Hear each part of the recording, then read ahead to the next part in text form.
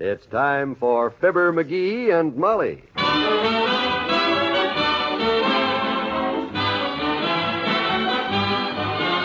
Sundays through Thursdays, NBC brings you Fibber McGee and Molly transcribed. The show is written by Phil Leslie and Ralph Goodman and directed by Max Hutto.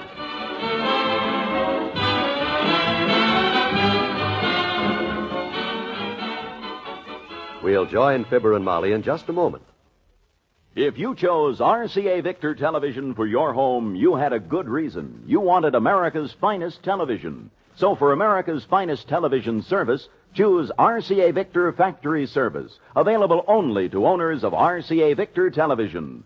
RCA Service Company technicians are trained by RCA engineers. They use only RCA factory parts. Yes, they're exclusive specialists in giving you continuous top performance from your RCA Victor television. As an RCA owner, you're eligible for RCA factory service with a contract or on a pay-as-you-go basis. So whenever your RCA Victor television needs service or adjustment, call your local branch of RCA Service Company. You'll find it under Television Service in your classified directory. Branches in almost all TV areas.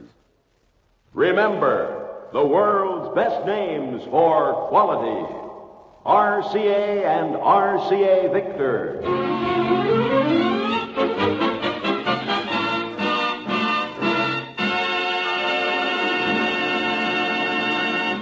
Hey, kids! Hey, where are you? I got something important to tell you. Oh, hello, Mr. Oldtimer. I didn't hear you come in. No, I didn't either. You didn't yell like you usually do. Well, I couldn't, kids. Had too big of an order this time. Had to carry the sack of potatoes in my mouth. I left the stuff in the kitchen. Good. Reason I hurried, daughter, I got an important message for you. Oh? Yeah, you see... Oh, by the way, before I forget, I'm afraid I damaged the back screen door on the way in. Scratched it, sort of. Oh, well, that's all right. Sure, a little scratch won't hurt it. Well, it ain't exactly a scratch, kids. It's more like a sort of a tear, kind of. A tear? Well, no. Come to think of it, you might say it was more like a hole. Yep, that's what you might say it was, a hole. A hole? What size? My size. What? You mean to say you ran through... Well, you kids shouldn't hook that screen door on Wednesdays, Johnny. When you leave it unhooked the rest of the week, it gets too confusing. Oh, You mean to say you walked right through that... I was in a hurry to get this important news to you. I wanted to tell you what that man said to do before it was too late. What man? The feller who works for the water department. The foreman on that job up the street where they're fixing that busted water main. He's going around from door to door telling folks to fill up some pots and pans because they're going to turn off the water for the rest of the day. Turn off the water? Goodness, when are they going to... About a half hour, the man said. He wanted to give folks time enough to get prepared. Oh, well, thank goodness. We'll have to put some aside for drinking and water for the dishes. Yeah, and I'll fill up the bathtub, too. We can draw straws later to see which one takes a bath. Okay. I'll go home and get my soap and towel in case it's me. I was talking about me and Molly. Oh... Well, thanks a lot for warning us, Mr. Oldtimer. My goodness, being without water for the whole afternoon, that'd be awful. Gee whiz, that wouldn't be any great hardship, Molly.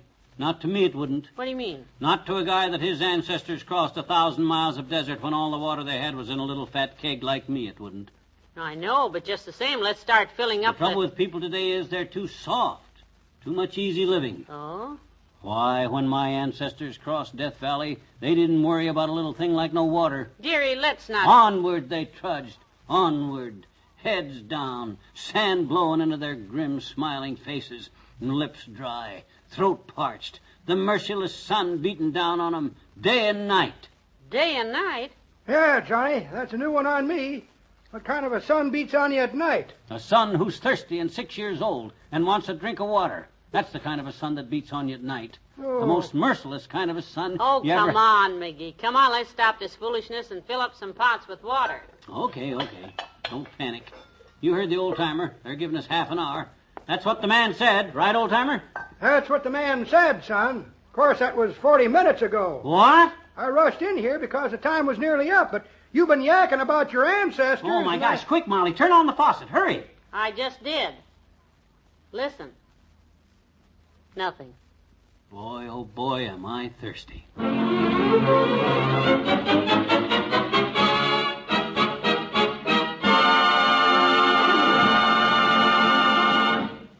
Back to Wistful Vista in a minute. Here is an important dramatized message from 5 New York doctors. 5 New York doctors prove you can break the laxative habit. 83% of the cases tested did it. So can you. But how, Doctor? Stop taking whatever you now take. Instead, every night for 1 week, take 2 Cotter's Little Liver Pills. Second week, 1 each night. Third week, 1 every other night. Then nothing. Every day, drink plenty of liquids. Put yourself on schedule. But how can Carter's help break the laxative habit, Doctor? Because Carter's Little Liver Pills not only relieve irregularity, they also improve the flow of liver bile that's needed for natural regularity. When worry, overeating, overwork make you irregular temporarily, take Carter's temporarily and don't get the laxative habit. Get Carter's Little Liver Pills, only 43 cents. Break your laxative habit. Regain that wonderful feeling that goes with natural regularity.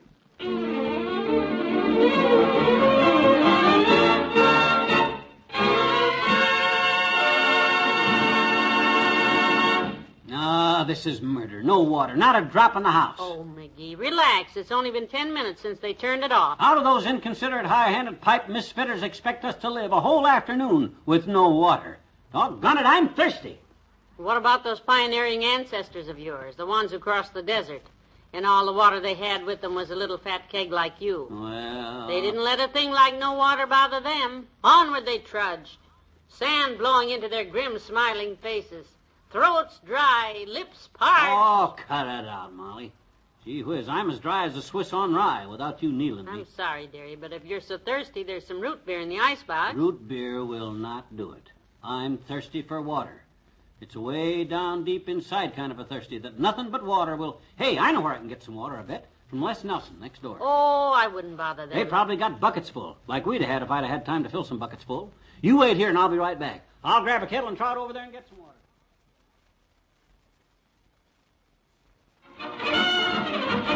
And thanks a lot for the water, Les. You're a real neighbor. Well, I'm just glad I could help you out, Mr. McGee. I'll bet you can use a tall glassful right now. Oh, it ain't for me that I'm taking the water. I come from hardy pioneer stock, like I told you. This water is for my dear little wife, Molly. She is a fine woman. I tell you, when I seen her sitting there in the living room, silently suffering, not saying a word, never complaining, just drying up from thirst, I couldn't stand it. It got me, right here. So I come over. Well, I sure hope there's enough there to relieve her thirst. Here, let me carry one of those buckets over for you. You're kind of loaded down. Oh, no. Oh, no, I'll be okay. Yeah, you just open your front door for me, will you? You sure you can spare this much water now? I'm not robbing you, for Molly's sake. Oh, no. Sally and I'll get along just fine on what we got left. You know, when you told me about those pioneer ancestors of yours, how they walked across the desert with the sand blowing in their grim, smiling faces, their throats dry, lips parched, it kind of made me ashamed of myself. I thought it would. And I figure if they could do it with no water at all, Sally and I can sure get along this afternoon with a whole milk bottle full. Ah, you're a fine neighbor, Les. You probably saved my little wife's life with this Say, hi there, Miss McGee. You're feeling better, huh? Uh-oh. Hello, Lester. What do you mean better? I just came over to see what McGee was doing because he's been gone so long. Well, we better get home, Molly, with this water. Les, give me some water, and come on, let's... Watch your feet! Whoops! Oh, my gosh, all the water. Gone. All over the sidewalk. Les, could I have a glass of water? Just... Hey, Les, wait a minute. Just give me a drink. Hey, Les, open up. Give me a drink of water. One little glass of water, Les. Hey, stop it, for goodness sakes. Come on home. Some neighbor won't give a man one little drink of water when I'm weak from thirst.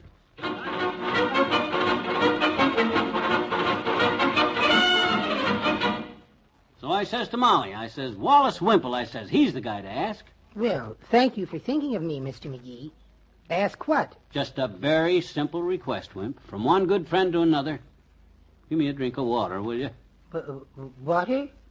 Wouldn't you rather have a nice cold glass of root beer? Root beer won't quench my thirst, boy. When a man's as thirsty as I am, that sort of way down deep inside kind of thirsty, there's nothing that'll relieve it like a tall, cold glass of water. You got plenty? Oh, loads. When Sweetie Face heard they were going to turn off the water, she had me fill all the buckets and kettles in the kitchen and all the containers. Swell, swell. Well, never mind the details, boy. Just get me a glass of water before I collapse on your front porch here. Oh, I'd like to, Mr. McGee. I really would. But, well, she has it locked up. Locked up? The water? Yes. Sweetie Face feels very strongly about wasting water, so she has it all locked up in the kitchen, and she's wearing the key around her neck. Oh, this is ridiculous. Where is your wife? I'll ask her myself if it's all right. Oh, I'm afraid that's out of the question. She can't be disturbed now. The heck she can't. Where is she? Upstairs, soaking in the bathtub. No, if this ain't the... Where can I get some water? Water!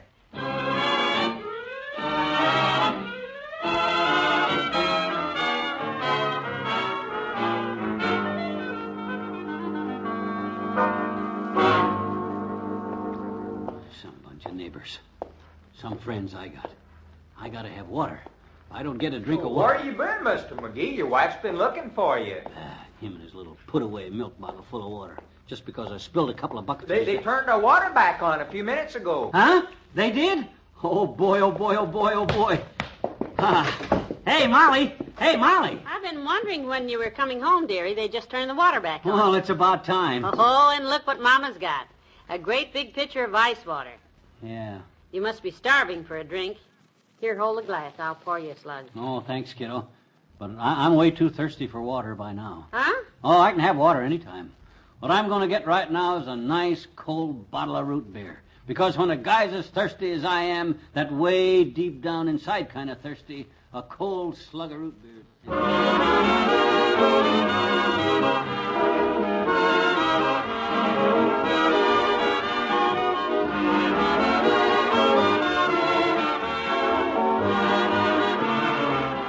Fibber and Molly will be right back. This is John Wald with a suggestion to cheer your busy day along. Let NBC Radio keep you entertained and informed with an exciting lineup of daytime favorites. For example, there's The Phrase That Pays every weekday morning. A fast and funny quiz show with Ted Brown as the man with the questions. And, you know, there's a big special feature about The Phrase That Pays that you should discover if you don't already know about it. It's this. You don't have to be in the studio audience to win prizes on The Phrase That Pays. No, sir. You, right there at home, can win some of the wonderful prizes Ted Brown gives away each morning. Why not listen tomorrow to The Phrase That Pays and find out how? It's easy and it's fun. Try it tomorrow and every weekday morning.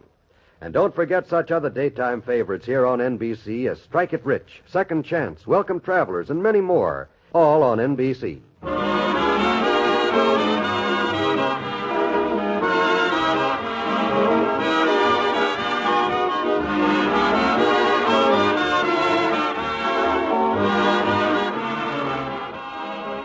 Have you seen this item in tonight's paper? What's that? The television people say it won't be long before they'll be getting shows all the way from Canada. Oh, that's nothing. I passed the Bonton today, and they got china on the set they got in the window, and it wasn't even plugged in. Oh, aren't you cute? I wonder. Good night. Good night, all.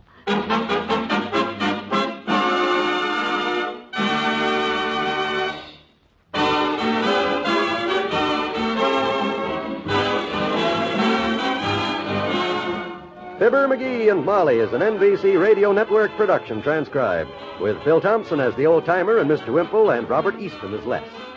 This is John Wald inviting you to sit in on the fun tomorrow when Mr. McGee comes to grips with a public library over a missing book. Be with us then.